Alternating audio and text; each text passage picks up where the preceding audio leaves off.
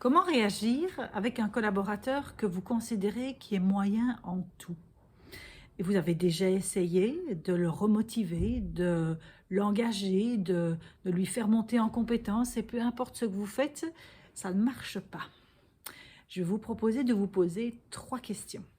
Bonjour, je m'appelle Karine Deville, je suis experte en puzzle d'équipe, c'est-à-dire que j'accompagne des chefs d'entreprise à faire cliquer les pièces du puzzle de leur gestion d'équipe différemment pour que ça clique nettement mieux, pour pouvoir être beaucoup plus serein, pour pouvoir également être beaucoup plus focus sur votre zone de génie et pouvoir vous libérer de votre équipe. Parce que c'est ça, c'est d'avoir une équipe qui est beaucoup plus autonome qu'elle ne l'est actuellement. Et cerise sur le gâteau, de pouvoir avoir une croissance à 2 chiffres au bout d'un an, simplement grâce à l'équipe. Alors, ça arrive à beaucoup de mes clients qui me disent, Karine, j'ai un collaborateur, il est moyen en tout. J'ai essayé de le mettre là-dessus, de le mettre là-dessus, et je n'arrive pas à détecter, à faire émerger une zone de génie. Qu'est-ce que je fais? Et souvent, ça mine le moral. Parce qu'on s'évertue à essayer de trouver, mais peut-être que ce n'est pas par là que vous devez chercher la solution. Donc, je vais vous proposer 3 questions. La première question à vous poser, c'est en quoi cela pose réellement un problème? Pourquoi? Parce que tant que vous gardez en tête qu'il est moyen en tout, peu importe où vous le mettez, vous vous créez cette croyance finalement qu'il est moyen en tout et qu'un jour vous découvrirez peut-être sa zone de génie où là il va exceller. Ce qui fait que vous vous conditionnez à ne voir que le moyen dans ce qu'il met en place. Et donc là, ça c'est un sacré problème. Ça, c'est la première chose. Et donc, vous allez devoir écrire en quoi, finalement, vous considérez qu'il est moyen en tout. La deuxième chose, la deuxième question que vous devez vous poser, c'est en quoi est-ce grave qu'il soit moyen en tout? Qu'est-ce que ça apporte réellement comme gravité finalement? Donc le premier, c'était les conséquences. Ici, c'est les résultats. En quoi est-ce grave qu'il soit moyen en tout? Est-ce réellement un problème dans votre entreprise? Est-ce grave? Est-ce que ça va mettre en péril certaines choses? C'est ça que je veux expliquer. Donc ça, c'est la deuxième question. Et donc, de pouvoir me noter en quoi est-ce grave et qu'est-ce que réellement ça va mettre en péril. Alors, ça peut mettre en péril des livrables, ça peut mettre en péril une dynamique d'équipe, ça peut mettre en péril des tas d'aspects finalement. À vous de me le dire. Et la troisième question que vous devez vous poser, c'est est-ce que je peux balayer devant ma porte? Est-ce que j'ai mis les choses? Est-ce que j'ai fait mon job? Est-ce que je me suis rendue disponible?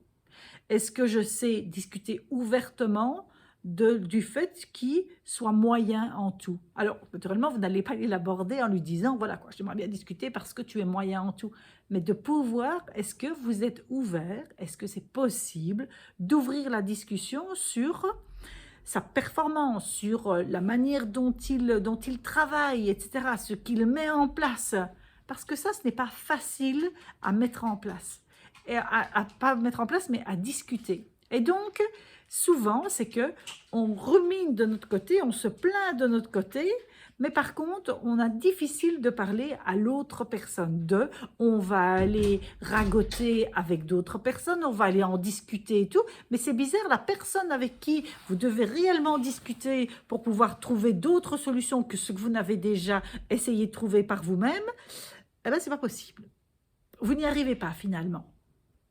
Et donc, c'est de se poser cette question-là, est-ce que je peux balayer devant ma porte? Est-ce que c'est clean? Est-ce que pour moi, j'ai essayé tout type de solution? Et donc, tout type de solution veut dire également aller à contre-courant de ce que vous avez déjà mis en place pour pouvoir provoquer d'autres choses. Pourquoi? Parce que ce que je remarque assez bien, c'est que on essaie de faire plus. On fait plus, on fait plus, on fait plus, ou on fait moins, on fait moins, on fait moins.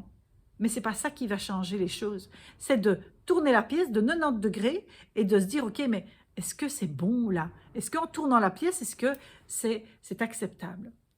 Donc voilà les questions. et de la manière dont vous pouvez réagir quand vous avez un collaborateur qui est moyen en tout et de pouvoir alors soit l'accepter, soit en voir justement les opportunités et de pouvoir, si vraiment ça a un réel problème, il va falloir que vous preniez vos responsabilités de chef d'entreprise.